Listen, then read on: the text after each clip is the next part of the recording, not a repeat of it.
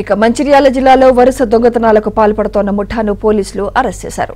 తాళాలు వేసి ఉన్న ఇళ్లలో చోరీలకు పాల్పడుతోన్న 7గురిని అదుపులోకి తీసుకున్నారు. వారి వద్ద నుంచి 11 లక్షల విలువ చేసే బంగారం, వెండి ఆభరణాలతో పాటు ఒక LED TV, laptop, 2 mobiles, home థియేటర్లను స్వాధీనం చేసుకున్నామని రామగుండం సిపి శ్రీనివాసులు తెలిపారు. జల్సాలకు అలవాటు పడి వీరు దొంగతనాలకు పాల్పడుతున్నట్లు తమ విచారణలో తేలిందన్నారు.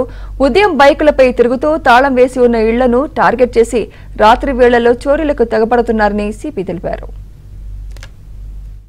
మంచిర్యాల పోలీస్, బెల్లంపల్లి పోలీస్ ఒక యునైటెడ్ గా ఒక గ్రూప్ లాగా ఫామ్ అయ్యి ఏవైతే రాత్రిపూట దొంగతనాలు అంటే HP by night 6 police station పరిధిలో జరిగిన దొంగతనాలు 14 దొంగతనాలు జరిగినాయి.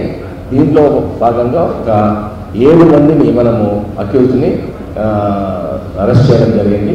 16 తులాల 2 గ్రాముల గోల్డ్ అండ్ 75 తులాల వెండి అండ్ ఎలక్ట్రానిక్ ఐటమ్స్ ఒక LED TV, home theatre, mobile phones 3, laptop 1, canon camera 1, hero Honda style bike కూడా ఒకటి రికవర్ చేయడం జరిగింది.